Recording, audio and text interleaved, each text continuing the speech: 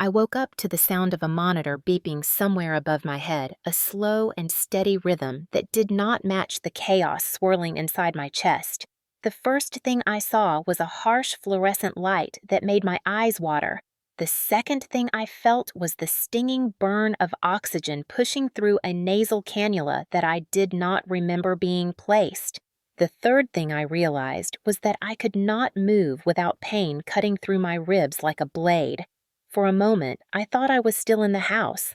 I thought I would hear the yelling again, the clatter of dishes breaking across hardwood floors, the sharp thud of a fist connecting with bone. But when I blinked through the haze, all I saw was a navy curtain and a whiteboard with my name written in a nurse's quick handwriting. Holly Whitaker, 31 years old, female. When I tried to shift, a wave of nausea rolled through me so violently that my hands clawed at the sheets. A nurse appeared beside me almost instantly, as if she had been waiting for any sign of movement. She pressed a button to raise the head of the bed. She handed me an emesis bag. She spoke in the voice nurses use when they fear you might panic. "You are in Mercy General Hospital. You came in about 2 hours ago. Paramedics brought you from your parents' home. You lost consciousness on scene. You are safe." The word safe made something inside me flinch. Safe did not feel real. Safe did not match the flashes of memory that stabbed through my skull. My father standing over me with his face twisted into something I had never seen before. The smell of burnt turkey. The sharp crack when my head hit something hard. The warm trickle of blood running down my neck. The yellow glow of the dining room lights spinning away from me as everything went dark. I tried to speak, but my voice came out hoarse and broken. I asked what happened, even though a part of me already knew. The nurse said my father told paramedics I slipped on the back steps after dinner. She said he insisted it was an accident, one of those holiday mishaps that people laugh about later. Then she paused, her eyes lingering on my bruises as if they were spelling out a truth she could not say. The doctor arrived next and examined me with a focus that made fear pool in my stomach. He pressed carefully along my ribs and told me I had fractures. He shined a light into my eyes and told me I had a concussion. He checked the swelling on my cheekbone and said it was consistent with blunt force trauma.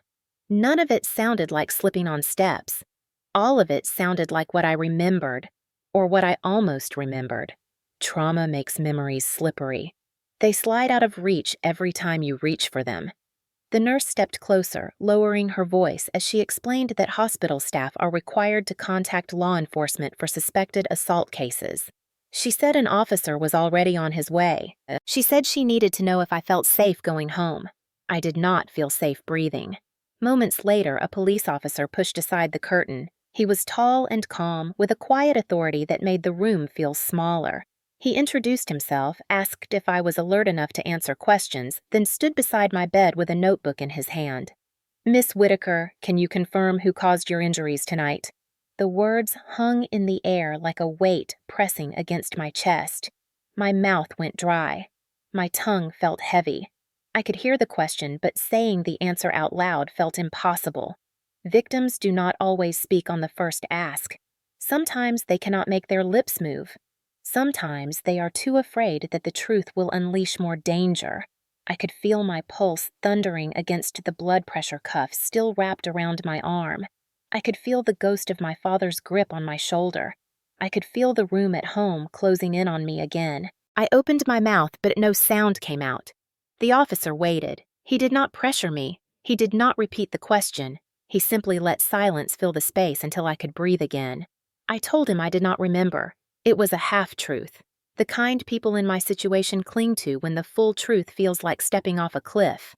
The officer studied my face, then glanced at the nurse. He knew I was not telling him everything, but he also knew victims need time. He said he would file his report. He said he would return when I was clearer. As he stepped out, the curtain fell back into place, and I felt the weight of everything crash into me. The memories, the fear, the humiliation, the fact that I was alive because someone called for help. I stared at the ceiling and tried to swallow the truth. My father called it family Thanksgiving, but Thanksgiving does not put you in the ER. Family violence does. People always assumed my family was the picture of a good American household because that was exactly how my father wanted it to look. He made sure the lawn was trimmed to perfection, the flag was folded correctly on the porch rail, and the shutters were painted every summer whether they needed it or not. From the outside, our house looked like the kind of place where Thanksgiving dinners were warm and predictable, and where children grew up safe and certain of their place in the world. I used to believe that image myself until I learned that the shine came from pressure and fear instead of love. My father, Ray Whitaker, was the kind of man everyone respected before they understood him. He was a retired military police officer with a stare sharp enough to unsettle anyone who made the mistake of challenging him. Even in retirement, he woke up before dawn and kept his boots lined up in the closet like he was still waiting for inspection. People in town called him disciplined. Neighbors said he was the man of principle. Anyone who had been around him for more than 5 minutes knew he demanded obedience the way others demanded air. My mother, Linda, had once been lively with a warm voice and soft hands that smelled like vanilla lotion. That was before years of surviving. Ray narrowed her world into something small and careful. She learned to speak softly so she would not draw attention. She learned to apologize for things that had nothing to do with her. She learned to say yes even when no trembled on her lips. She stayed with him because she believed it was safer than leaving. People who have never lived with a man like Ray do not understand how fear can become a routine. My older brother Kyle grew up under the same roof but turned into a different version of my father. He learned that anger gets results. He learned that raising your voice is easier than asking for something. He learned that silence is weakness. When he was 9, he spilled a glass of milk at dinner, and Ray grabbed him by the arm so hard that purple fingerprints bloomed on his skin for a week. Kyle never forgot that lesson. He repeated it on others whenever he felt cornered. Sometimes he repeated it on me. I was the one who broke the family script, and that made me the problem child even when I was not doing anything wrong. I had questions instead of obedience. I had emotions instead of compliance. I had opinions and dreams that did not fit inside the template Ray created for us. When I chose to become a paramedic, he said it was an unserious path, and that if I wanted real respect, I should have joined the military like he did, or at least become a nurse like my mother once planned to be before she married him. When I said no, he punished me with silence and cold stares that felt more cutting than words. He told me my job was just driving people around and that real medical professionals do the actual work. Kyle repeated that insult every chance he got until it became a family joke that only I did not laugh at. The older I became, the more I realized that our family did not operate on love, but on control. Every holiday was a performance that Ray directed. Thanksgiving was his favorite because it allowed him to play provider and commander all at once. He carved the turkey with the seriousness of someone drawing lines on a battlefield. He dictated where everyone sat at the table. He insisted the day follow a schedule so rigid it felt like a drill. If someone laughed too loudly, he told them to tone it down. If someone spoke for too long, he interrupted to redirect the conversation. The only acceptable tone was the one he approved. Anything outside of that tone was met with silence or a look that shut everyone up. As I grew older, I started to dread Thanksgiving more than any other day. When I was 19, I excused myself after dinner and went outside for air. Ray followed me onto the porch and demanded to know why I looked so ungrateful. When I said nothing, he slammed his hand into the railing so hard that the wood cracked. I left for good the night I was 21 after he accused me of disrespect for not answering my phone while I was on a paramedic shift. He said a good daughter would have called back. I said a good father would not demand attention when his daughter was treating a car accident victim. Kyle sided with him and my mother stood silently behind them with her head down. That night, I packed a small bag and walked out. I did not return except for an occasional obligatory visit until I finally cut contact entirely 3 years ago. I built a quiet life for myself in a different town. I worked exhausting shifts with the ambulance crew and learned how to recognize the 1,000 ways domestic violence hides inside a home. Sometimes when I treated women with bruises on their arms or cheekbones, women who whispered that they fell or bumped into a door, I heard my mother's voice in theirs. I saw my own reflection in their eyes. I spent years telling myself I escaped, and that meant I was free. I believed that until the phone call came last month. My father's number flashed across my screen with a message that said he wanted the entire family together for Thanksgiving. He said the past was the past and that he wanted a fresh start. I almost deleted the message without replying, but my niece Lily called me the next day. Her small face filled the screen in a crooked camera angle, and she said she missed me. She asked if I would please come home because she had drawn a picture for me and saved a seat at the table. She said it would not feel like Thanksgiving without me. That was the moment everything shifted. I did not go back for Ray. I did not go back for my mother or Kyle. I went back for Lily because she deserved someone in that house who knew how to keep her safe. I convinced myself I could step inside the house without letting the past take hold of me again. I told myself adults change. I told myself families get better. I told myself a good American family deserves a second chance. I told myself lies. The truth is that I was afraid long before I walked through that door. I felt it in my chest during the drive. I felt it when I turned onto the familiar street. I felt it when I saw the house lit up with warm lights that hid all the darkness inside. I tried to ignore the feeling because Lily deserved hope. I did not know that my attempt to give her hope would end with me fighting for my life. The driveway felt smaller than I remembered when I pulled in, as if the years I had spent away had shrunk the space instead of my memories. The house stood exactly as it always had, with its white siding and blue shutters and porch light that stayed on even during the day because my father believed a house should always look prepared for visitors. The maple tree in the front yard dropped red and gold leaves across the lawn in a pattern so perfect it looked staged. Everything about the outside of the house looked warm and welcoming and completely wrong. I sat in my car for almost a full minute after turning off the engine, gripping the steering wheel while I tried to slow my breathing. My father had texted earlier saying he wanted everyone to arrive on time because Thanksgiving only works when family respects the schedule. That sentence alone brought back the tension that had lived in my shoulders during every holiday of my childhood. I grabbed my overnight bag, stepped out into the crisp November air, and walked toward the house. Before I reached the porch, the front door swung open, and my father appeared in the doorway wearing a plaid shirt tucked into jeans and cleaning a pair of reading glasses with a cloth. He looked almost ordinary in that moment, but I knew better than to trust appearances in this house. He gave a short nod instead of a smile, his version of welcome. When I stepped inside, he closed the door behind me and immediately turned the deadbolt with a sharp click that made my heart jolt. He said it was to keep the heat in, but the gesture felt symbolic, a reminder that I was inside his world now, and that the rules belonged to him. The warmth of the house hit me at once, along with the smells of roasting turkey cinnamon apples and something buttery coming from the kitchen. In another family, those smells might have stirred comfort. In mine, they stirred unease. My mother appeared from the hallway holding a stack of folded napkins. She gave me a quick hug that lasted less than 2 seconds, the kind of hug someone gives when they are afraid to linger too long. Her voice had the familiar edge of nervousness when she said she was glad I came and that I must be tired from the drive. She moved past me quickly, as if worried Ray might comment on the interruption. I followed her into the living room, where a small basket sat on the coffee table with a card taped to the front that read, "No phones Thanksgiving." The rule was presented as something cheerful and wholesome, but in this house, it was another layer of control. My father believed phones disrupted family bonding and that the world should wait until after the holiday. I placed my phone into the basket because refusing would only escalate tension. My mother gave me a weak smile, as if grateful I did not resist.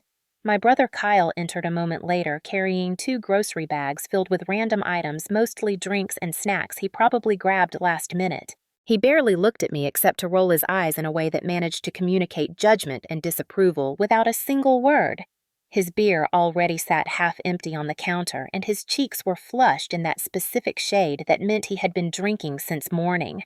He mumbled a greeting and slumped onto the couch, immediately grabbing the remote, even though he knew my father hated the television being on before dinner. The house was quieter than usual, despite the scents and the sounds of cooking utensils clattering in the kitchen. It was the kind of quiet that does not belong in a home during a holiday. It was the quiet of people walking on eggshells. Lily ran into the room, then her small face lighting up when she saw me. She threw her arms around my waist and announced that she had set a special place for me at the table.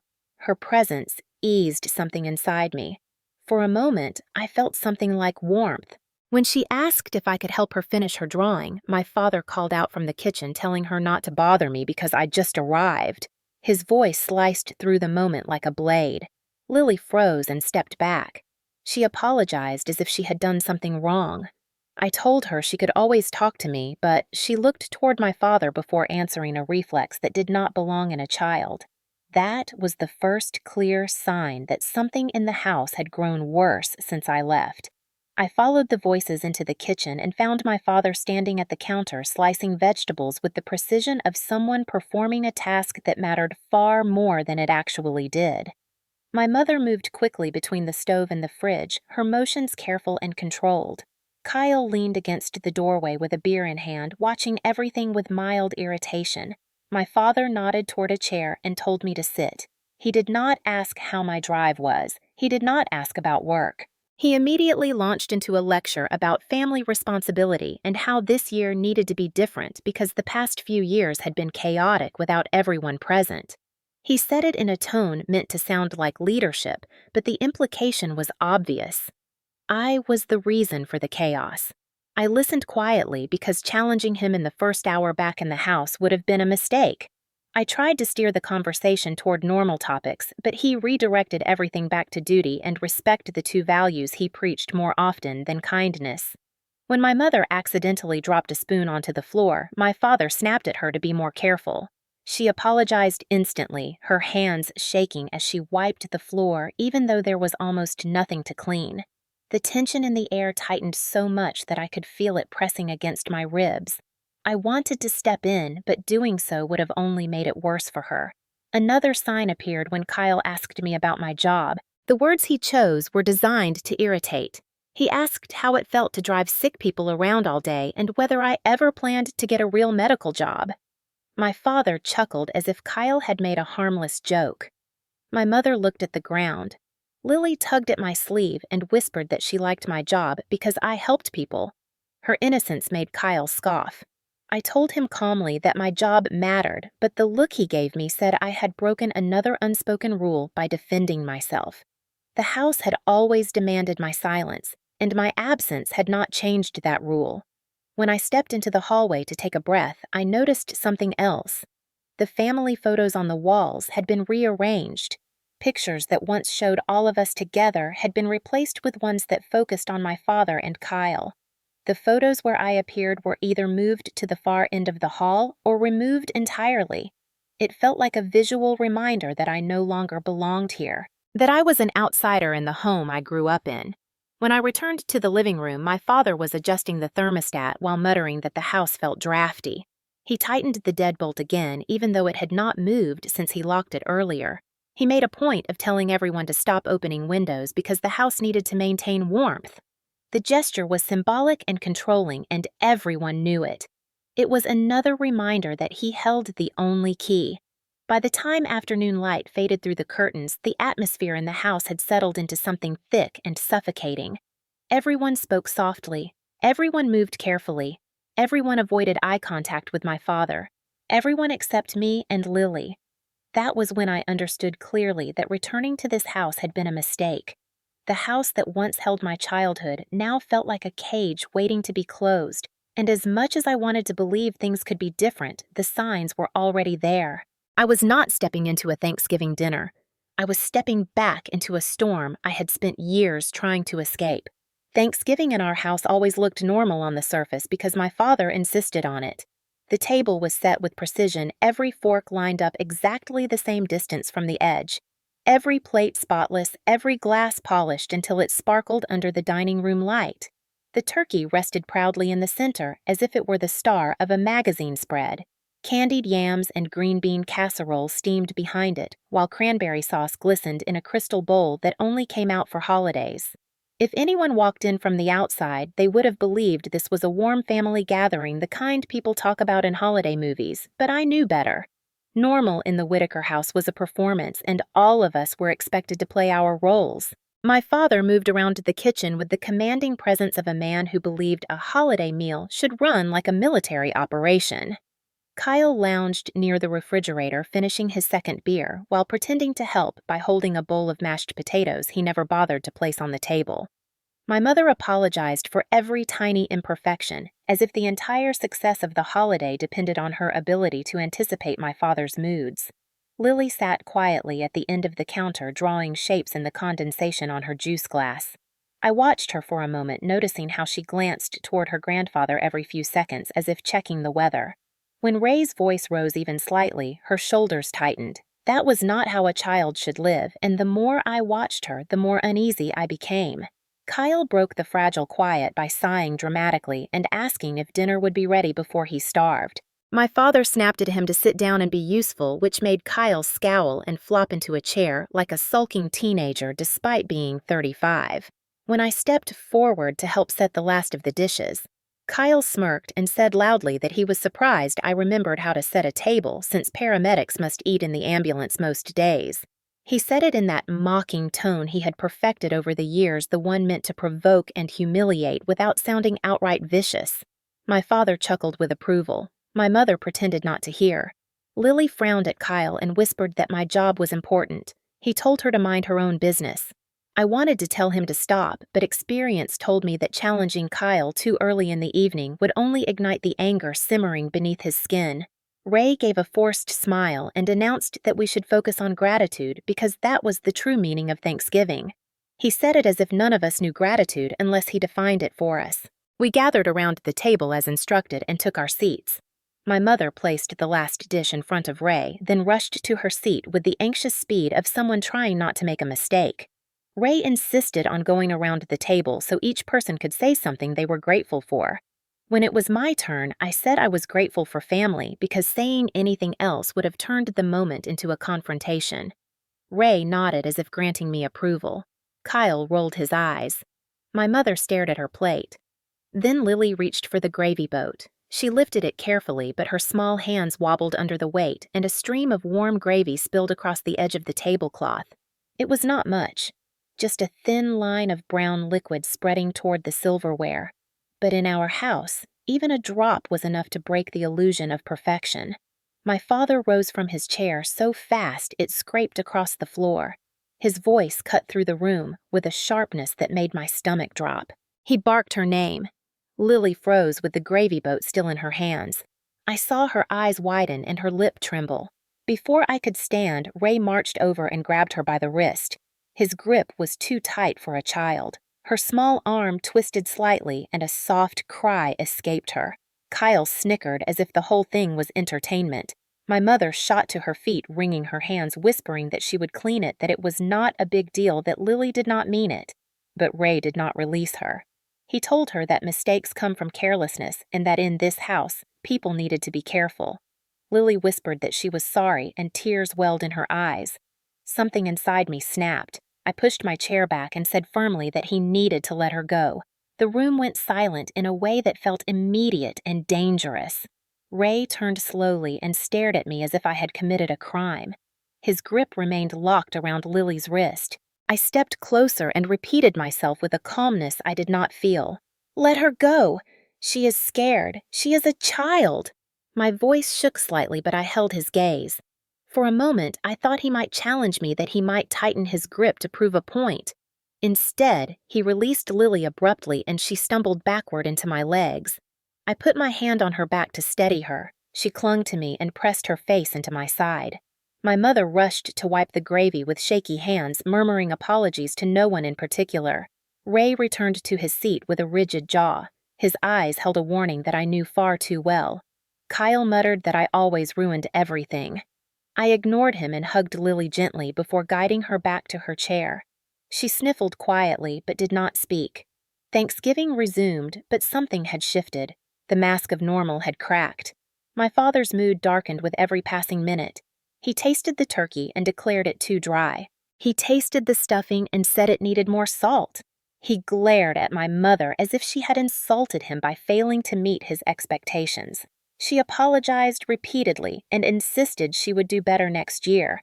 He answered her with silence that felt heavier than shouting. Kyle continued making snide comments between bites of food. He asked if I was dating anyone, then asked how long it would take before I scared them off. He asked if my job paid enough to live somewhere nicer than whatever cramped apartment I could afford. Each comment was designed to chip away at the fragile peace in the room. My father allowed it because Kyle's cruelty aligned with his own beliefs about me. I kept my voice steady and refused to react. Ray glanced at me often, his eyes narrowing as if assessing how much control he still had. The air in the room began to feel thick, as if every inhale required effort. The tension pressed against the walls like something alive. Even Lily seemed to sense it. She chewed her food in silence and kept her eyes down, occasionally looking at me as if checking whether I was still there.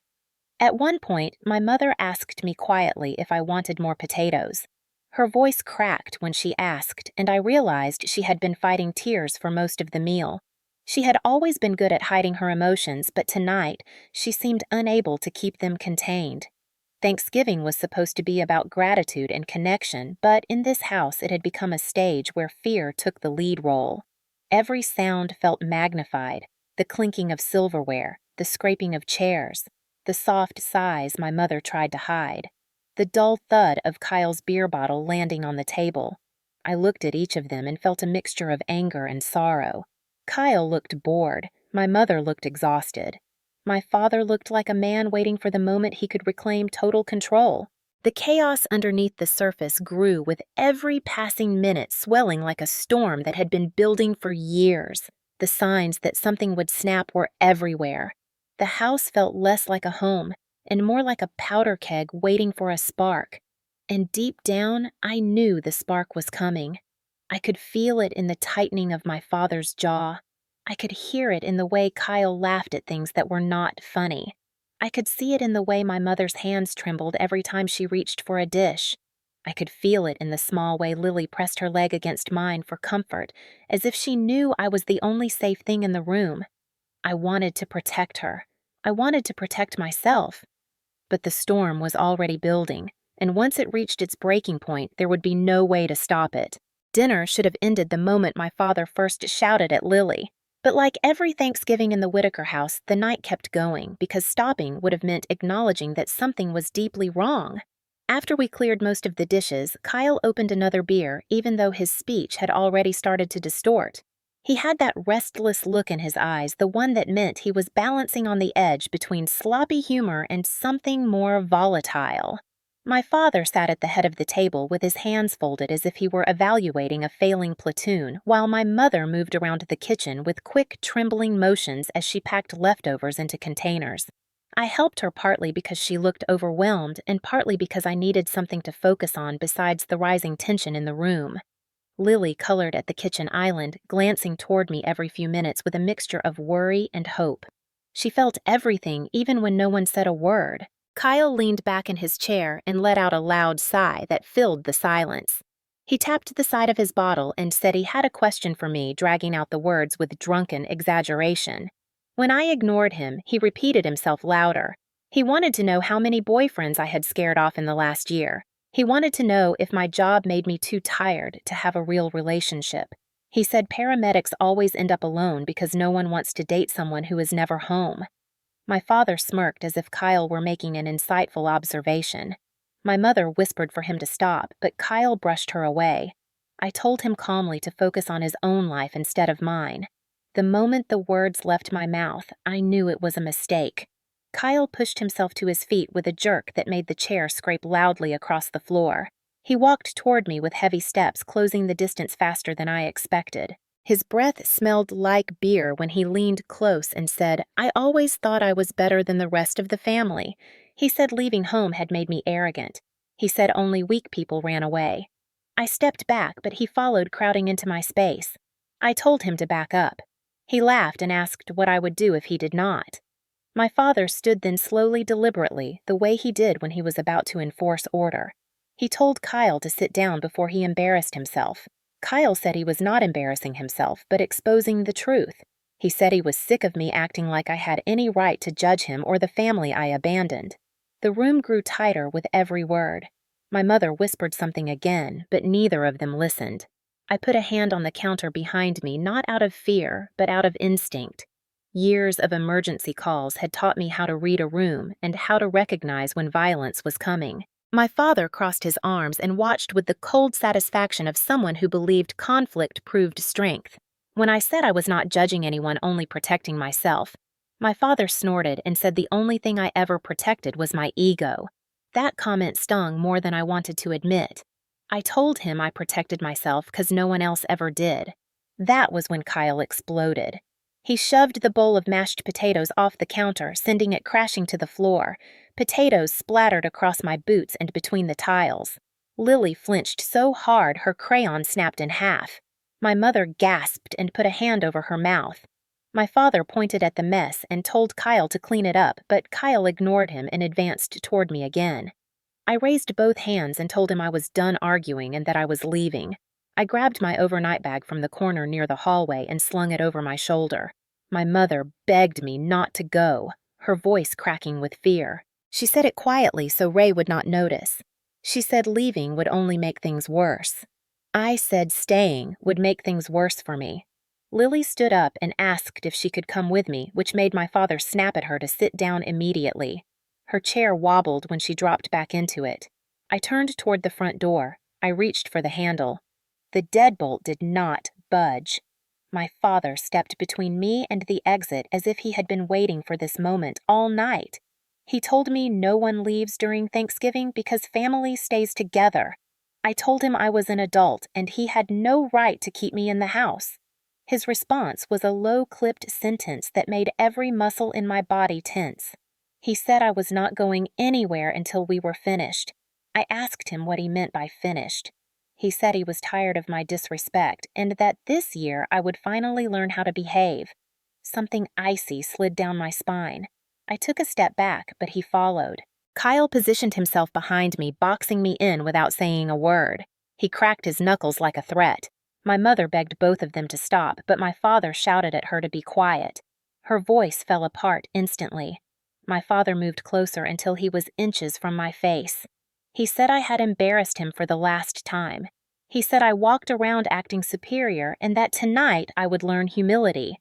I told him to move out of my way. He smiled a thin, cold smile that did not reach his eyes, the kind of smile he used when he believed he was teaching a lesson. I repeated myself louder. Move! He raised his hand before I could finish. The slap hit so hard my ears rang. The world tilted and bright spots burst across my vision. I stumbled but caught the edge of the table. Kyle grabbed my arm and held me upright, squeezing hard enough to bruise. I tried to pull away, but his grip tightened until pain shot up my shoulder. My father struck again, this time with a closed fist. The impact exploded across my cheek. My legs buckled. I heard Lily scream. I heard my mother sob. I heard Kyle say something about me needing to learn respect. I tried to stay standing, but a sharp shove sent me backward. My hip hit the sideboard. My head snapped back. A sickening crack echoed when the back of my skull hit the corner of the wooden cabinet. The room spun violently. My knees collapsed. I slid to the floor in a blur of spinning lights and ringing ears. I could taste blood. I could not tell where it was coming from. Someone grabbed my arm again. Someone shouted something about family not turning their backs. Someone said I brought this on myself. My vision flickered like a dying bulb. Everything felt far away and muffled until Lily's voice broke through the ringing. She screamed my name with a fear that cut through everything. I saw her run toward the hallway. I saw Ray lunge to stop her. She slipped past him and slammed the bathroom door shut. I heard the click of the lock. I heard her crying and dialing something. My father pounded on the door and yelled for her to open it. She did not. Between the pounding and the shouting, I heard her tiny voice say the numbers. 9, 1, 1. My father shouted at her to hang up. Lily sobbed and told the dispatcher her aunt was hurt and could not get up. My father cursed under his breath and turned back toward me. I could only make out shapes now. Kyle's shadow, my mother's shaking silhouette, the ceiling fan spinning above me like a broken compass. The room dimmed at the edges. My head throbbed with each heartbeat. The last thing I saw was Lily slipping out of the bathroom as police sirens began to echo faintly from somewhere down the street. For the first time that night, hope broke through the panic. Darkness pulled me under before I could cling to it. The next time consciousness found me, it did not arrive gently. It came in fragments, each one sharp enough to jolt my senses awake. The first thing I felt was the stiffness of the hospital sheets and the ache in my ribs that flared every time I inhaled. The second thing I registered was the cold touch of a stethoscope against my chest as someone listened to my breathing. The third thing was the bright overhead light that made my eyelids twitch uncontrollably. Voices floated around me in overlapping waves.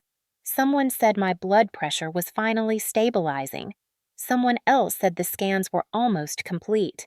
Then a nurse leaned over me and asked if I could hear her. I tried to answer, but my throat felt raw. She told me I had been in and out of consciousness since the paramedics brought me in. She asked if I knew where I was. I managed to whisper the word hospital, and she nodded with a look of cautious relief. She explained that the medical team needed to take me for additional imaging because the trauma to my head and ribs required a full workup. She asked if I felt safe. She asked if someone at home had hurt me. Questions like that were never asked lightly. They were part of a mandatory protocol for suspected assault in the emergency department. I wanted to answer. I wanted to give her the truth, but my mind felt foggy and unwound. When I tried to speak, only fragments of words made it out. She told me it was all right and that I could take my time. A doctor stepped into my view next. His tone was calm, but the concern in his eyes gave away the seriousness of my injuries. He explained that I had 3 fractured ribs, a concussion, and extensive bruising across my back and arms. He asked me how I got hurt. It was the same question the officer had asked earlier. It was the same question my father had tried to answer for me when the paramedics arrived. And just like before, the truth sat heavy in my chest, tangled in fear and instinct. I remembered Kyle shouting. I remembered my father's fist. I remembered the blow to the back of my head. I remembered Lily screaming, but the memory felt like a series of flashing images rather than a coherent story. Trauma has a way of scrambling time. The doctor waited patiently, but when I could not give him a clear answer, he simply nodded and said the social worker would come speak with me soon. That confirmed what I already suspected. They had marked my case as suspected domestic assault. The automatic protocol in the ER meant my case could not be dismissed or ignored. Nurses gathered more equipment around my bed and prepared to move me for a CT scan. As they transferred me onto a rolling stretcher, pain tore through my ribs so sharply that tears flooded my eyes. A nurse apologized softly and said she would try to be as gentle as possible. She adjusted the blankets around me and kept one hand on my shoulder while we moved through the hallway. The ceiling lights flicked overhead in steady rhythm, marking our path like a trail of silent witnesses. Once inside the imaging room, they positioned me on the narrow table and instructed me to keep still. The machine hummed to life and circled around me in slow, mechanical rotations. My thoughts drifted while the machine scanned my skull, searching for internal bleeding or other injuries that did not show externally. When the scan was finished, they wheeled me back to my room. A police officer was waiting. I recognized him from earlier, though his presence felt more defined now. He introduced himself again and said he needed to ask a few more questions if I felt well enough. I nodded weakly. He pulled a chair beside my bed and opened a small notebook. He asked what I remembered. I hesitated, searching my mind for a place to begin.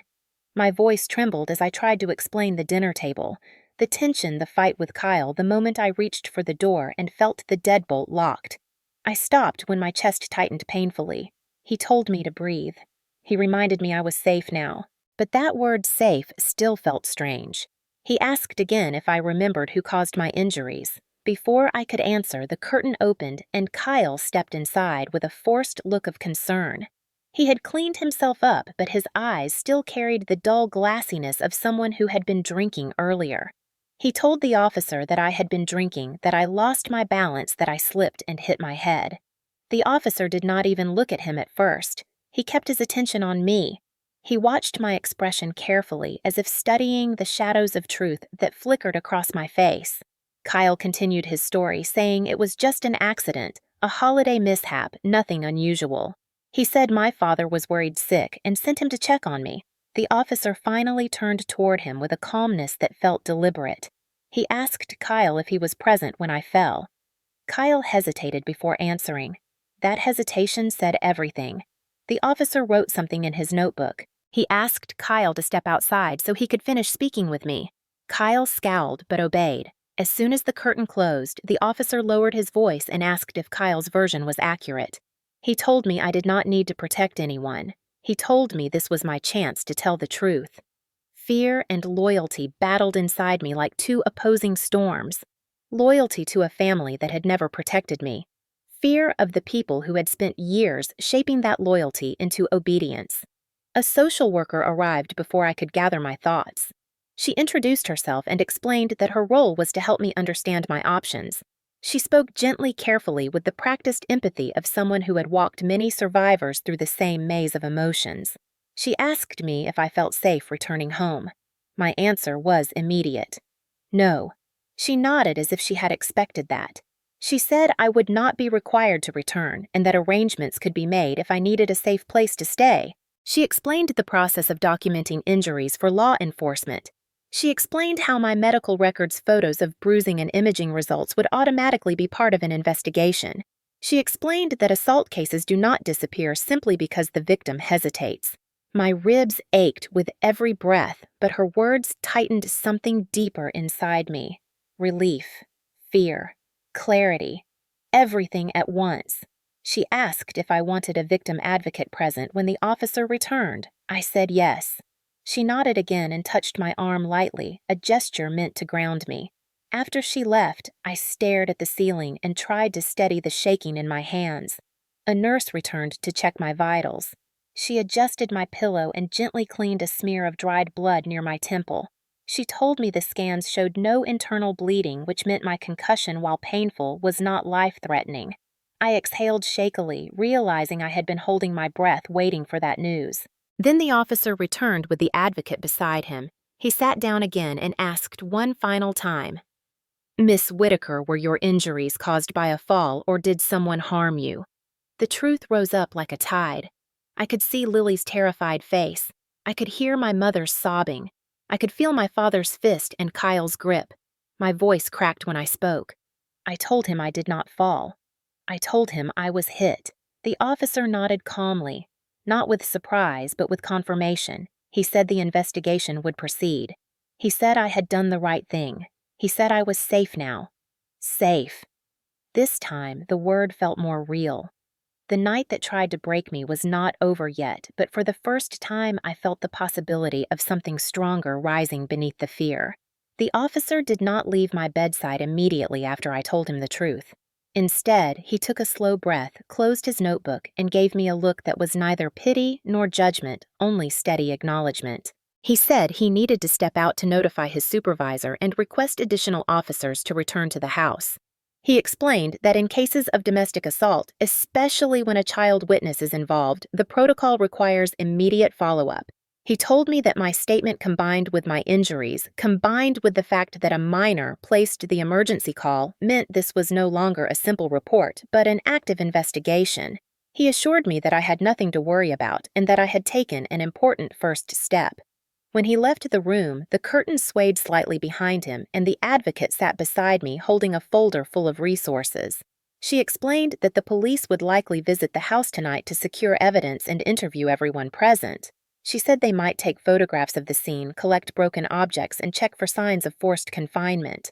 I thought immediately of the deadbolt. I thought of Kyle blocking the doorway. I thought of my father standing between me and freedom with that quiet, burning fury in his eyes. The advocate continued speaking, her voice calm and practiced, but inside my mind, the scene replayed in pieces. The slap, the fist, the table, Lily crying, my mother whispering apologies that belonged to no one. The advocate placed a gentle hand on my wrist and told me to breathe slow and deep. She said I was no longer in that house. She said trauma tricks the body into believing danger is still present even when it is not. I tried to follow her instructions, but every inhale burned against my fractured ribs. A nurse returned to adjust my pain medication, promising it would ease the worst of the aches soon. After she left, the room grew quiet except for the steady hum of machines. Minutes passed before the curtain opened again and the officer returned, accompanied by a second officer and a woman with a camera bag slung across her shoulder. The first officer introduced her as a forensic photographer.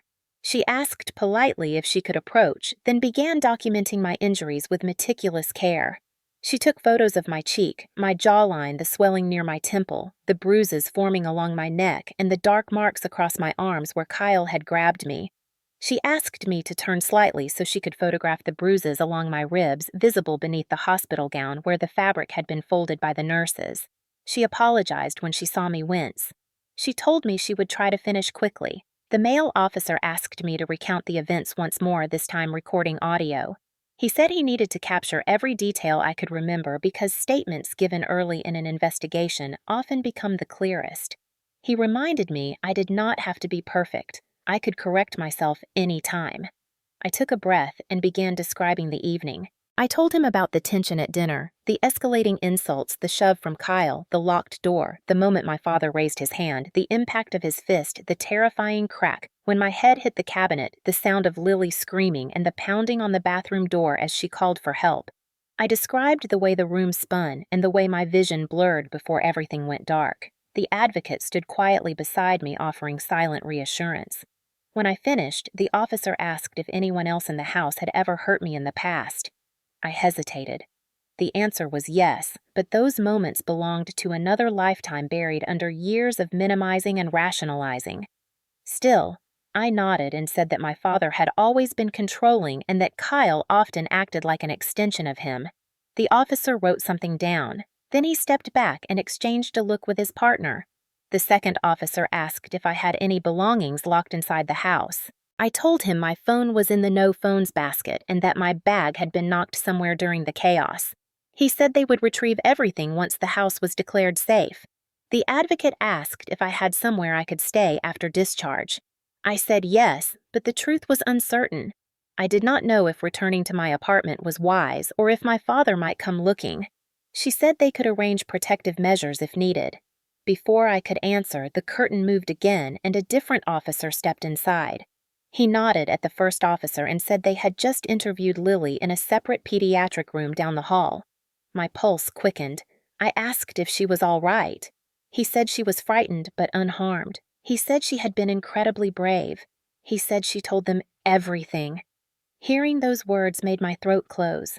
He explained that child statements carry significant weight, especially when they describe violence witnessed directly. He said Lily told them I had been hit. She told them I had been grabbed. She told them I had tried to leave, but the door was locked. She told them her grandfather shouted at her to hang up the phone when she called for help. She told them she was scared he would hurt me again. I covered my mouth with my shaking hand. The officer continued. He said, based on her testimony and my injuries, along with the fact that I had been found unconscious, they were classifying this as a suspected felony assault. He said detectives had been notified and were already preparing to visit the house. He said patrol units were on their way to secure the scene and ensure no one left. Hearing that made something inside me loosen. For the first time in a long time, accountability felt possible. The officer asked if my father owned any firearms. I nodded. He asked where he kept them. I told him about the locked cabinet in the den. The officers exchanged another look. One said they would need to remove the firearms for safety until the investigation concluded. A detective arrived shortly after with a laptop. He asked if I felt up to answering a few more questions. I told him I could try. He asked if my father had been drinking. I said no. He asked if Kyle had been drinking. I said yes. He asked if my father had ever threatened me verbally before. I said yes. He asked if Kyle had ever held me in a way that made me feel trapped. I said yes. He asked if I believed the violence would continue if I returned home. My answer came without hesitation, without question. Yes. The detective typed steadily while listening, his expression unreadable but attentive. When the questioning finally ended, the advocate asked if I wanted water. I nodded. She poured a cup and held it for me while I sipped. The officers thanked me for my honesty and stepped out to coordinate the next steps. I watched them leave with a strange mixture of fear and relief twisting inside me. A nurse returned with updated medication and said the social worker would be back soon with paperwork. As she adjusted my blankets, I asked quietly if the police would really go to the house tonight. She said yes. She said they take cases like this seriously. She said children should never have to witness violence. She said adults should never be left unprotected. Her voice softened when she said I was strong. I did not feel strong. I felt broken. I felt like the shell of a person who had been punched until the world fractured. But I also felt something else stirring beneath the pain. Something steady. Something growing. The advocate returned and told me the police had spoken to a neighbor who reported hearing shouting and loud banging earlier in the evening. Another neighbor said she saw Kyle dragging me inside when I first arrived. That detail hit me like a cold splash of water. She said there were also exterior cameras on a nearby house that might have captured footage. She said the police were already collecting it. That was the first break in the case. Physical evidence, something no one could argue against. Something that showed the truth without the distortions of fear or manipulation. For the first time since I woke up in the emergency room, the bruises on my body felt like they had a voice. A voice the world was finally listening to. The hours after the officers left my bedside passed in a slow, disorienting blur. Pain medication dulled the ache in my ribs and softened the sharp edges of my memories, but nothing muted the awareness that something enormous was unfolding outside the walls of my hospital room. I stared at the ceiling, listening to the steady beeping of the monitor, wondering if my family understood yet that this time the script had changed. This time, the story was no longer theirs to control. A nurse entered quietly and said the police had requested copies of my imaging results as part of their documentation. She asked permission to release them, and I nodded. She also said the detective had returned to the hospital and would speak with me again shortly. When she left, the room fell silent except for the humming machines and the faint murmur of voices from the hallway.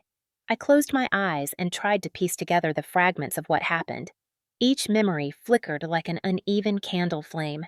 The locked door, the impact, Lily's scream, the crash of dishes, my father's voice, Kyle's grip, my mother's sobbing. Trauma is a thief. It steals clarity and replaces it with hesitation. It rearranges the timeline. But even in the blurred pieces, the truth was unmistakable. They had hurt me, and they had hurt each other for years. The detective arrived a few minutes later. He pulled a chair to the side of my bed and opened his laptop. His tone was calm but purposeful. He said officers had arrived at the house and secured the scene. He said they were in the process of interviewing everyone who had been present. He said my father had attempted to tell them I slipped and fell, but inconsistencies in his statements raised immediate red flags. He said Kyle had provided a different explanation, one that contradicted my father's account. He said my mother appeared shaken and unable to speak clearly. Then he said something that made my breath catch. He said Lily's statements had been extremely detailed and consistent. She had described the violence accurately and bravely. She had repeated everything she told the officers at the hospital. She had also said she was afraid to go home with her father tonight. Child fear carries weight in investigations. A child expressing fear of a parent is a seismic shift. The detective explained that Child Protective Services had been notified as required by protocol. A caseworker was already at the house to assess Lily's safety. The detective continued speaking, but my mind snagged on the image of Lily sitting in a room full of officers answering questions she should never have had to understand. She was too young to carry that kind of truth. Too young to be the one who finally broke a cycle that had lasted decades. The detective asked if I remembered anything else that might help the investigation. I told him about the threatening messages my father had sent weeks earlier, the ones where he told me family loyalty mattered more than anything. I told him about the years of silence when he wanted to punish me. I told him about the years of shouting and slammed doors and bruises that never looked serious enough to call attention, but always left a mark. The detective typed everything. He asked if anyone else outside the family had ever expressed concern. I remembered a neighbor named Mrs. Carter, an older woman who lived across the street when I was young. She once asked if everything was all right when she saw my mother crying on the porch. My father told her to mind her business. After that, she kept her curtains open at night facing our yard as if waiting in case someone needed help. I told the detective this. He wrote her name down. Then he asked if my father kept any surveillance cameras around the house. I told him about the small camera above the garage that Ray installed to keep an eye on the driveway.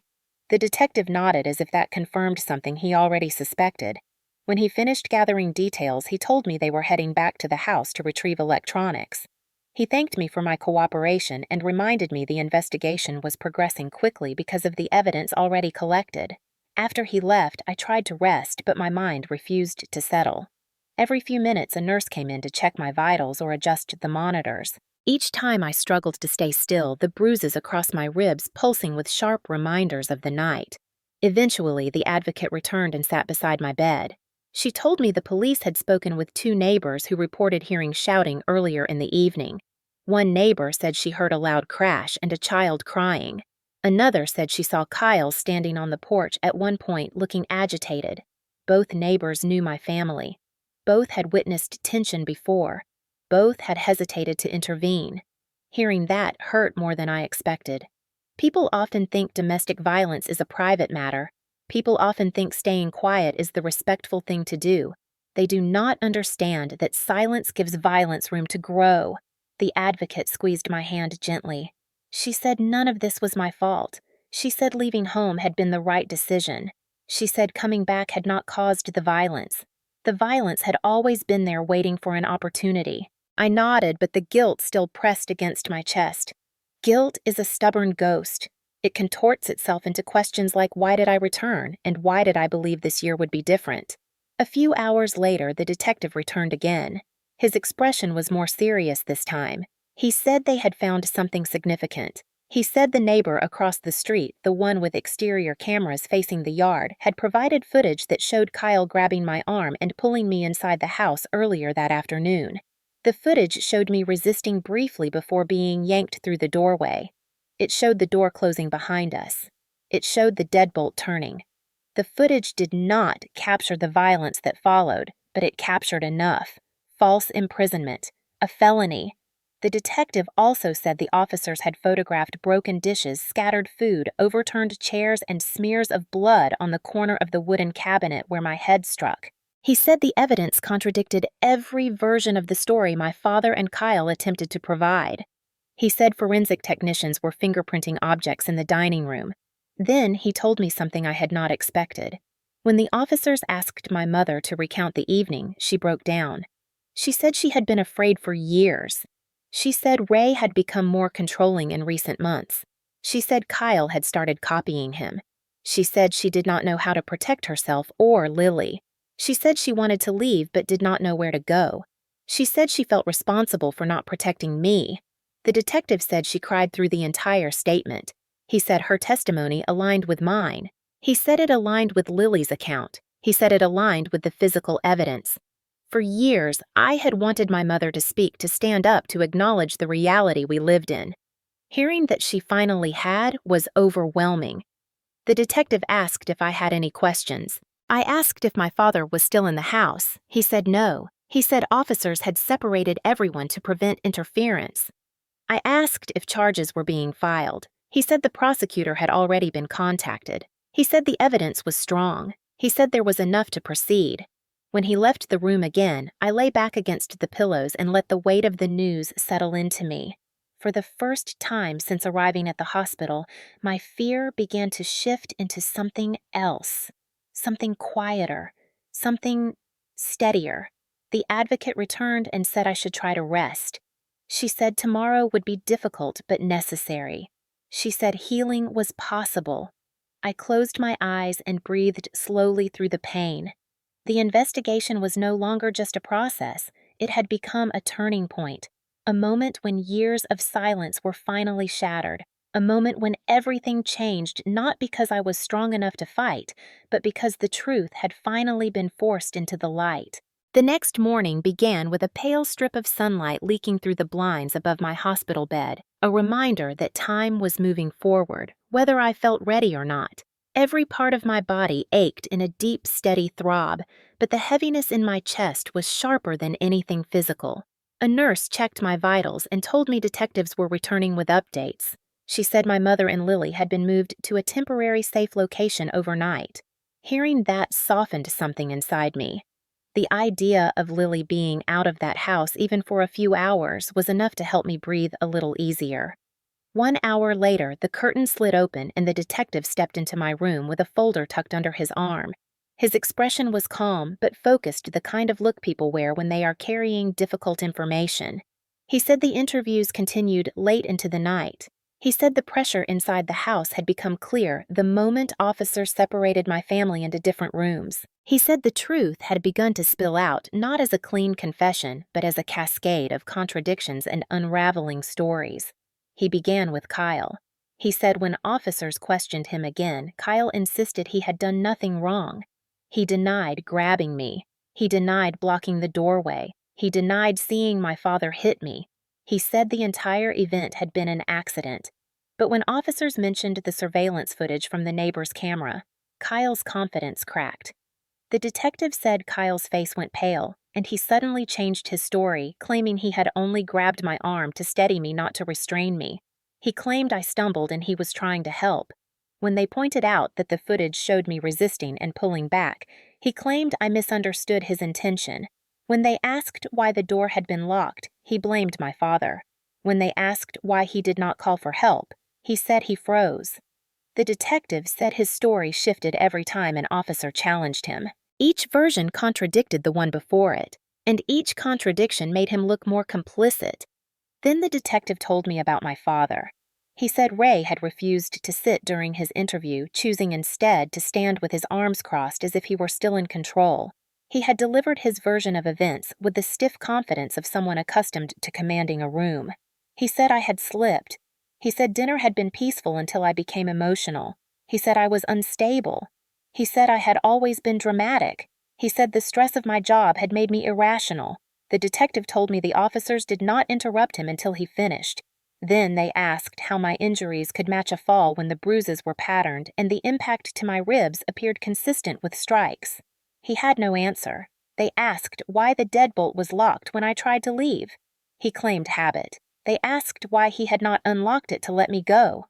He said he was trying to talk to me. They asked why Kyle had been seen dragging me inside earlier. He blamed Kyle's drinking. They pressed harder. They asked why Lily called 911 crying. He said she was confused. They showed him photos of the overturned chairs and broken dishes.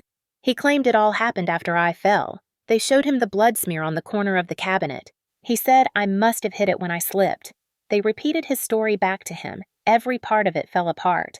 The detective told me my father tried to regain control by raising his voice and demanding to see the officer's supervisors. When that did not work, he tried to minimize the situation, claiming families argue all the time, and that this was being blown out of proportion. The officers remained calm. They told him his statements were inconsistent with the evidence. They told him a felony investigation was underway. They told him he needed to stop speaking if he wanted legal counsel. The detective then paused before explaining what happened with my mother. He said she cried through most of her interview, but she spoke. She finally spoke. She told officers she had been afraid of Ray for years. She said he controlled every aspect of the house. She said she avoided disagreeing with him because even small arguments could escalate into shouting and slammed doors. She said Kyle had grown up learning those behaviors. She said she stayed because she believed leaving would make things worse. She said she had not known how to protect me or Lily. She said she wished she had been stronger. The detective said her statements were emotional, honest, and aligned with everything else the evidence revealed. When he mentioned Lily, my breath caught. He said Lily had been placed with a child advocate overnight. She had repeated her statement multiple times. She had told them that her grandfather hit me. She had told them that Kyle held me. She had told them that I was trying to leave and could not because the door was locked.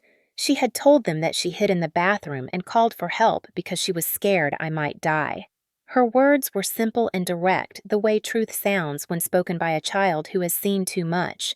The detective said Child Protective Services took her fear seriously. They were already preparing recommendations for emergency custody arrangements.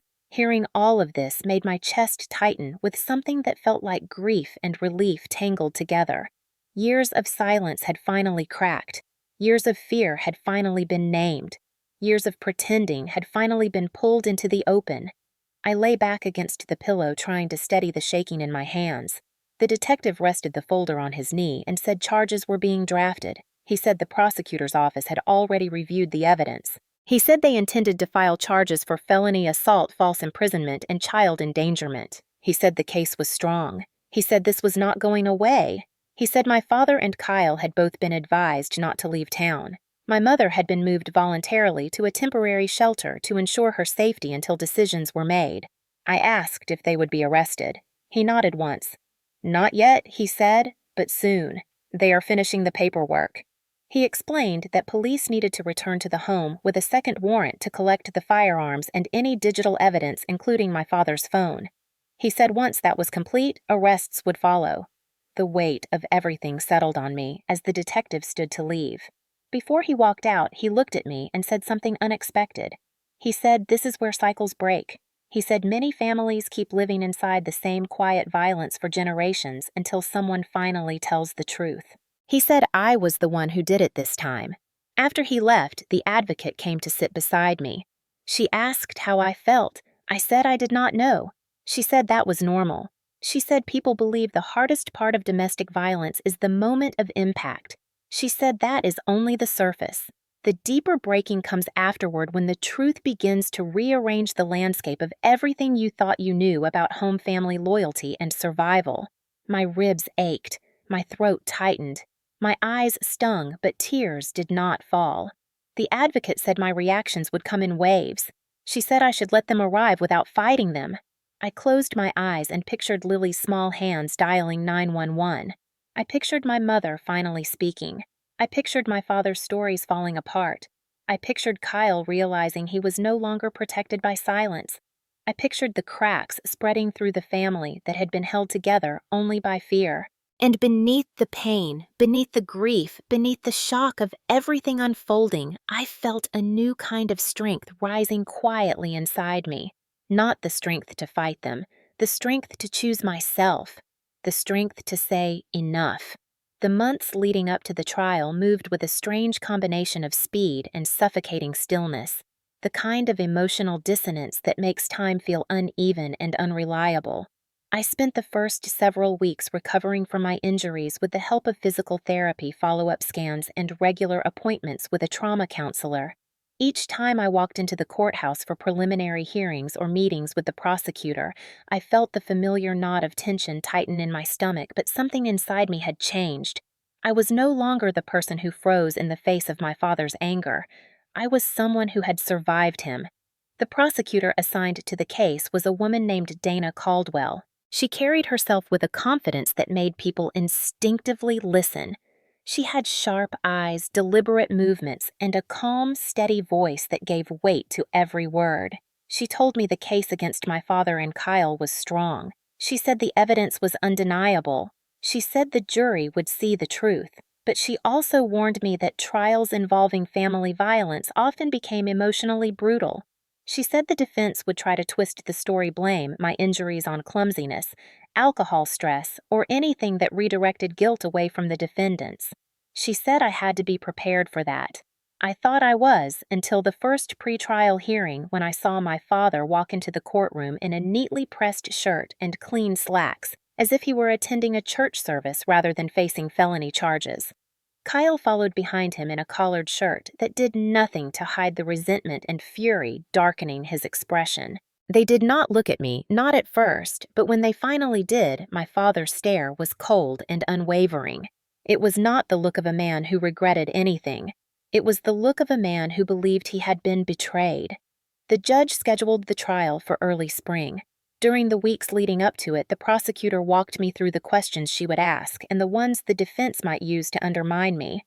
She explained that my injuries, the surveillance footage, the physical evidence in the house, my mother's testimony and Lily's statements formed a complete narrative the jury would understand. She said my honesty mattered more than perfection. She said I did not need to be strong, I just needed to be truthful. When the trial finally began, the courthouse was colder than I expected, the walls pale and the lighting fluorescent and unforgiving. Reporters lingered outside because cases involving children always drew attention. The courtroom filled with a quiet tension that settled over everyone like a heavy blanket. My mother sat with the victim advocate in the gallery, her hands clasped tightly in her lap. Lily was not present. She had given her testimony through a recorded forensic interview to spare her from reliving the trauma in person. When the judge entered, everyone stood. Then the prosecution began. Dana opened with a clear and steady statement for the jury. She described the events of Thanksgiving night with precision, outlining the escalation of tension, the violence that followed the injuries I sustained, and the actions my father and Kyle took to restrict my ability to leave the house. She emphasized the bravery of the child who called for help. She referenced the neighbor's surveillance footage and the physical evidence collected by investigators. She spoke with the calm authority of someone who understood the gravity of domestic violence and refused to let it be minimized. When it was my turn to testify, my hands trembled slightly as I placed them on the witness stand. The courtroom felt impossibly silent. Dana guided me gently through my account of the night. She asked about my family history, the years of tension, the escalating behavior, the fear that shaped our lives. She asked about the moment Kyle grabbed my arm, about the locked door, about the arguments, about the slap, about the fist, about the moment my head hit the cabinet, about Lily's scream.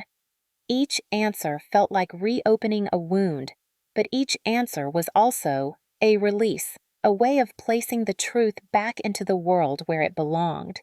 When the prosecutor finished the defense, Attorney stood. He wore an expensive suit and carried himself with a smug confidence that came from years of representing men who believed the rules did not apply to them.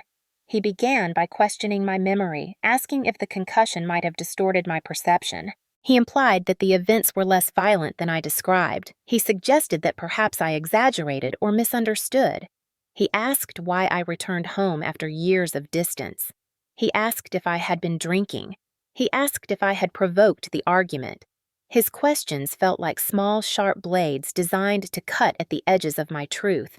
But the more he pushed, the calmer I became. I answered clearly, precisely, refusing to let him twist my words. At one point, he asked if I was certain my father hit me. I looked directly at him, then directly at the jury, and said yes, with a certainty that filled the room. The defense attorney paused as if recalibrating. He then shifted to questioning my mother when she took the stand. He suggested her fear made her unreliable. He suggested she was emotional rather than factual. Dana objected to several of his questions, and the judge sustained most of them. Still, the defense attempted to plant seeds of doubt, small insinuations meant to cloud the jury's perception. But the evidence spoke louder than any suggestion. When the surveillance footage was shown, the courtroom went silent. The grainy video clearly displayed Kyle grabbing my arm and pulling me inside. The defense tried to argue that the footage did not prove intent, but intent did not matter. The action spoke for itself. The forensic interviewer then explained Lily's statements. She described the fear in Lily's voice, the consistency in her story, the clarity of her recollection. The courtroom seemed to hold its breath as she recounted the moment Lily said she thought her grandfather might kill me. Even the defense attorney did not interrupt. When the prosecution rested, the defense presented their version. My father took the stand. He spoke calmly, politely, wearing the mask he had perfected over decades.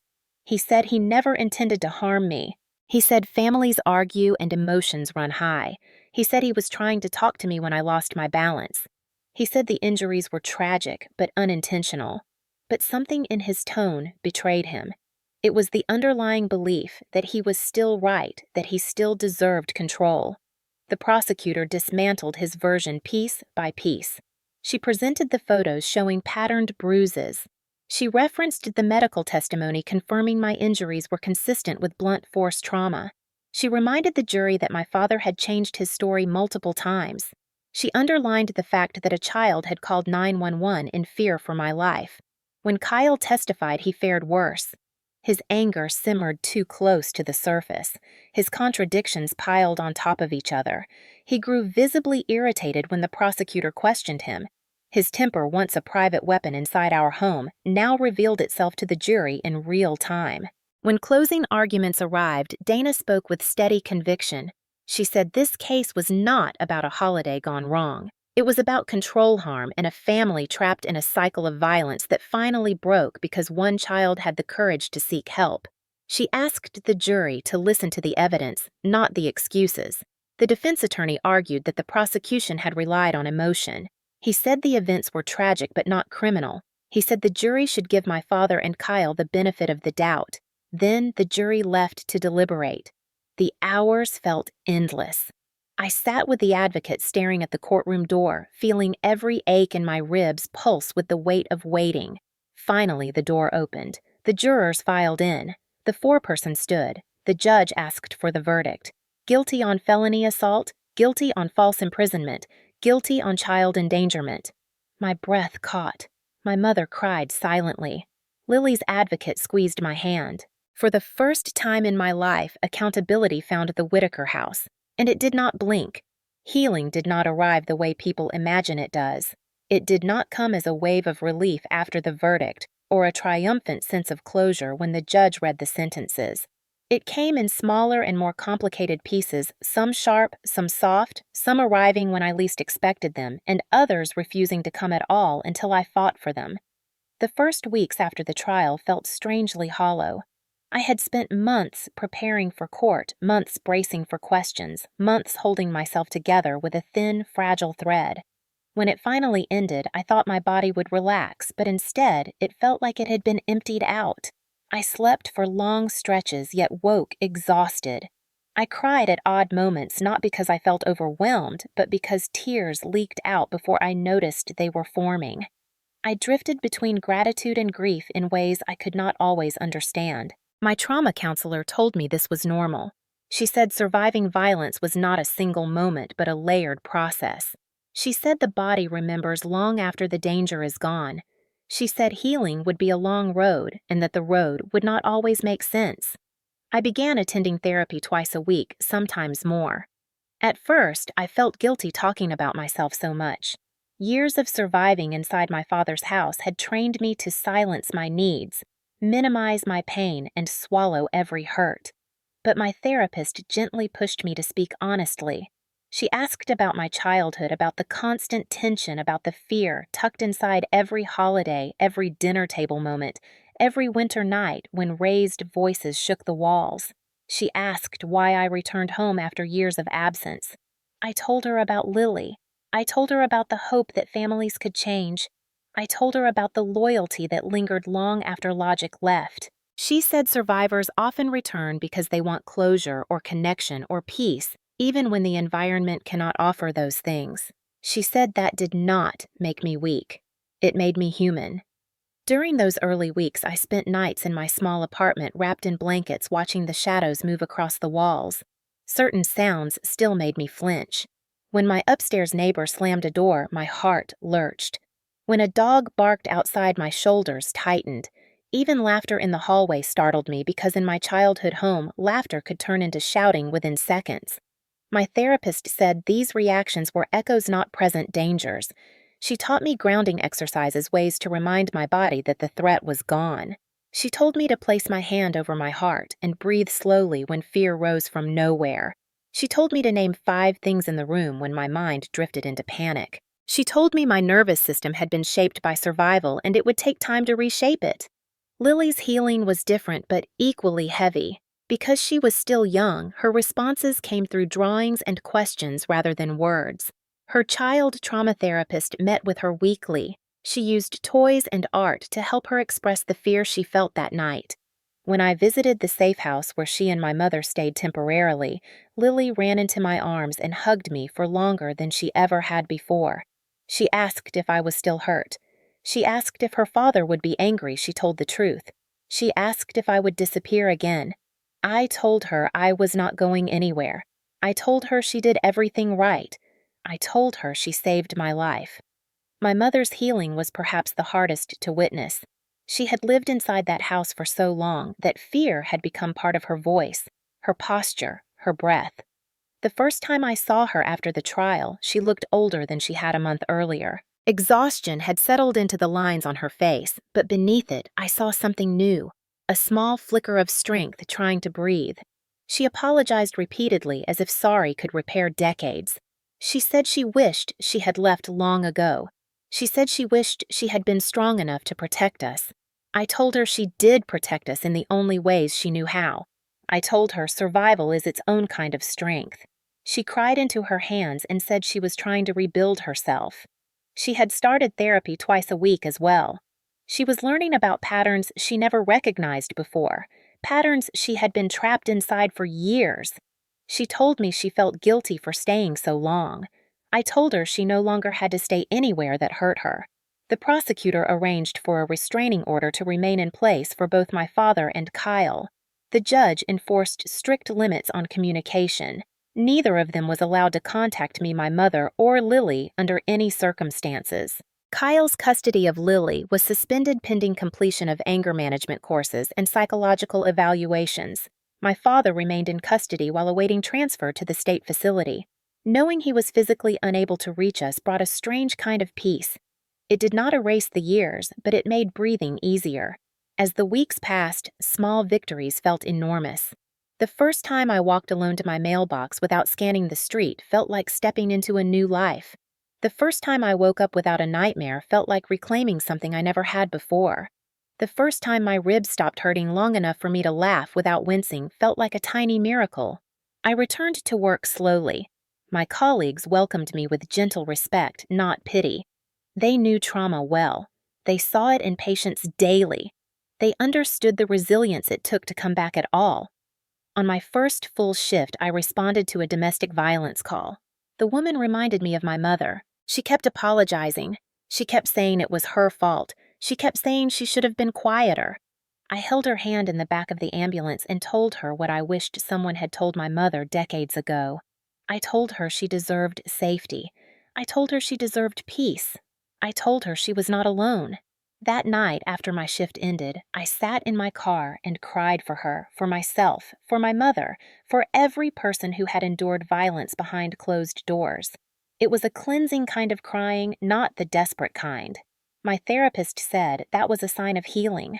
Months passed, and the world slowly built itself into a shape that felt less jagged. My mother found a part-time job at a small bakery. She said the smell of bread made her feel calm. Lily started drawing pictures of houses with open doors instead of locked ones. She drew sun instead of storms. She asked if she could start calling me her safe place, and I told her yes. She came to visit my apartment often and helped me decorate a corner with her artwork. She said the walls looked happier now. Healing was not linear. Some days, my chest tightened when I heard footsteps behind me. Some days, memories ambushed me without warning. Some days, the silence felt too heavy. But other days brought unexpected peace. I learned to accept both. One afternoon, my therapist asked me what healing meant to me now. I told her healing was choosing to believe I deserved better than the world I grew up in. Healing was giving myself permission to be angry. Healing was granting myself compassion. Healing was allowing joy without apology. Healing was understanding that survival was not the end of the story, only the beginning of a new one. Slowly, the wounds I could not see began to close in ways I never imagined possible. And for the first time in my life, I finally felt like I was moving towards something instead of running away from something. The first Thanksgiving after everything felt like approaching a holiday I had never known before. Something unfamiliar and fragile but full of possibility, as if the world were handing me a blank page and asking me to write a version of the day untouched by fear. The leaves had already turned gold and rust along the sidewalks outside my apartment, and for the first time in my adult life, I found myself looking forward to the season rather than bracing against it. I wanted to create something new, something that belonged to me, my mother and Lily, something that could exist outside the shadow of the Whitaker house. My therapist told me that reclaiming traditions was one of the most powerful ways survivors rebuilt their lives. She said creating a safe version of a once dangerous day could be transformative. I did not fully understand what she meant until I found myself pushing a grocery cart through the store a week before the holiday, choosing ingredients because I wanted to, not because someone demanded perfection. I bought a small turkey, not the giant bird my father always insisted upon, the one no one could cook correctly except him. I picked out vegetables Lily liked, not the ones my father believed were appropriate for a traditional American table. I bought pumpkin pie, even though he always declared apple to be the only one that mattered. I bought cinnamon to make the house smell warm and safe. As I drove home that afternoon, I noticed my shoulders were not tense. My jaw was not clenched. The feeling was so unfamiliar, I had to sit in the parking lot for a moment to process it. This was what freedom felt like. On Thanksgiving morning, the apartment filled with soft morning light, and for the first time, the day did not carry dread. My mother arrived early wearing a sweater Lily had chosen for her. It was soft and pale blue, a color my father would have mocked. She looked younger than she had months earlier, a little steadier, a little more sure of herself. She hugged me tightly at the door, and when she pulled back, she said, "I cannot believe we are doing this without fear." Her voice trembled slightly as if she were afraid to believe it was real. Lily arrived next, carrying a construction paper turkey she made at school. She waved it proudly and said, "This is our new family turkey." She told me she wanted to put it on the refrigerator so it could watch us cook. I helped her tape it up and she giggled when it tilted a bit sideways. She said it looked perfect that way. Together we prepared the meal. There was no shouting, no criticism, no rushing. My mother chopped vegetables while humming softly. Lily stood on a stool next to me stirring the mixture for the stuffing with the concentration of a surgeon and the enthusiasm of a child who finally felt safe in her own body. I felt an ache in my chest watching her, the good kind of ache, the kind that cracked something open in me and let the light in. She kept looking up at me as if checking to make sure I was still there. Each time she saw my smile, she smiled back. Halfway through the morning, my mother paused while peeling potatoes. She said, "Do you realize this is the first holiday meal I have ever cooked without being afraid of doing something wrong?" She said it in a quiet, contemplative voice as if the truth were just now landing in her. I took the knife gently from her hands and squeezed her fingers. "I said you did not do anything wrong then, and you are not doing anything wrong now." She nodded and wiped her eyes. The day unfolded slowly and softly. Lily set the table with mismatched plates and a slightly crooked tablecloth. My mother lit a candle in the center, even though she had never been allowed to before, because my father said candles were unnecessary. I carved the turkey without trembling hands. Lily insisted we each say something we were grateful for before eating. I hesitated because gratitude had been complicated for so long. But when it was my turn, I took a deep breath and said, "I am grateful for the chance to build something new with the people who make me feel safe." My mother cried, but smiled through it. Lily said, "I am grateful Aunt Holly did not die." I laughed and cried at the same time, and my mother pulled Lily into her arms. After dinner, we played board games on the living room floor. Lily beat us at 2 rounds of memory and declared herself the champion. My mother told stories about her childhood stories she had never shared before because my father controlled every narrative in the house. She talked about climbing trees in her grandmother's backyard and sneaking cookies with her sister. She laughed in a way I had not heard since I was a child, a genuine sound free of apology. Later that evening, while Lily colored at the coffee table, my mother and I stepped onto the small balcony.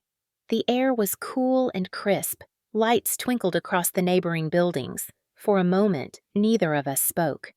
Then she said, "Do you think we will ever stop feeling the weight of what happened?" I leaned on the railing beside her and said, "I think the weight gets lighter when we stop carrying it alone."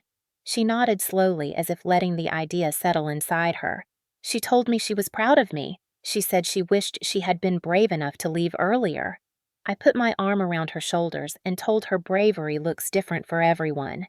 The important thing was that she chose freedom now. Somehow, hearing those words aloud made both of us breathe a little easier. Before she went inside, she squeezed my hand and said thank you for saving Lily. I looked through the sliding door at the little girl drawing on the floor and felt something warm spread in my chest. I said she saved me too. When the night came to an end and the dishes were washed and the leftovers packed away, Lily curled up on the couch under a soft blanket.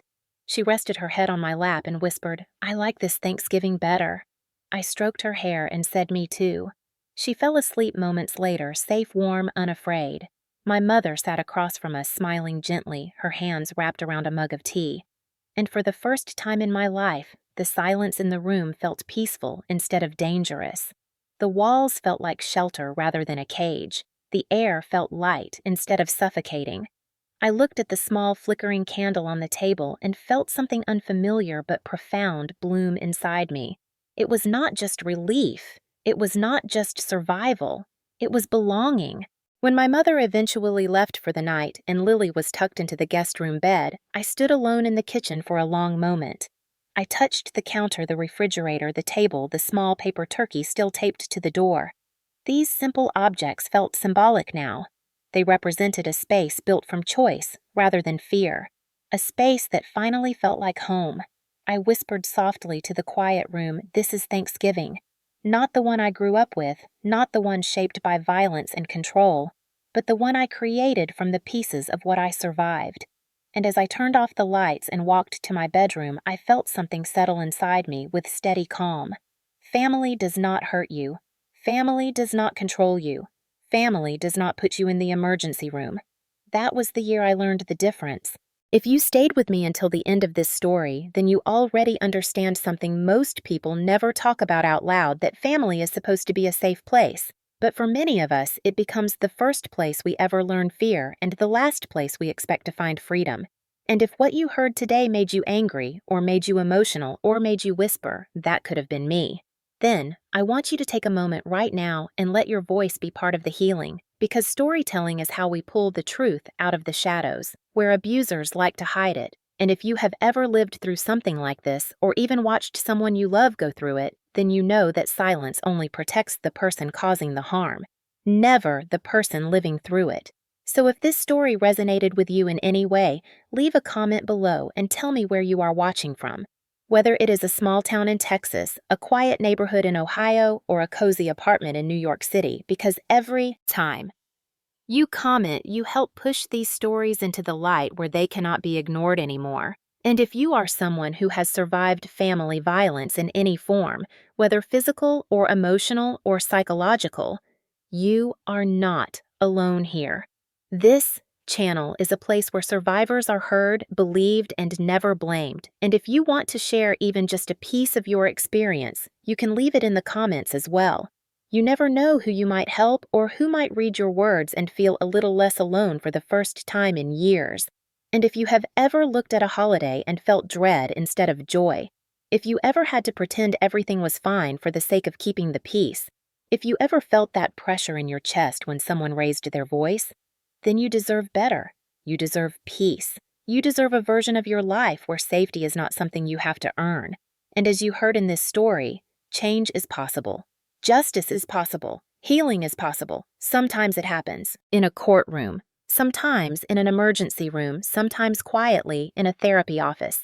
But it happens, and if you want more stories that speak the truth about what really happens behind closed doors in so many American families, then make sure you hit like right now, because it tells the platform that these stories matter and that they are worth pushing to more people who need to hear them. And if you are new here, go ahead and subscribe, because every week we dive into another real, emotional, raw story that forces us to confront the things polite society likes to pretend never happen. And if you want to be part of this community in a deeper way, turn on notifications so you never miss a premiere, and you can join us live in the comments when the next story drops. And if you feel safe to do so, share this video with someone you trust, someone you know will understand, because spreading awareness saves lives sometimes more than you know. And before you click away, I want you to take one more breath and remind yourself that you deserve safety, you deserve peace. You deserve a life where the holidays do not hurt you, and if you are still carrying the weight of something that happened long ago, let this be the moment you decide. You do not have to carry it alone anymore. We are here. You are safe here. Your story matters here. And if you are ready for the next chapter, the next story, the next truth, we are just getting started, so go ahead, tell me where you are watching from. Tell me if this story touched you. Tell me what part hit home. Tell me what you want to hear next, and together we will keep shining a light where it is needed most, because healing begins with truth. And truth begins with voices like yours.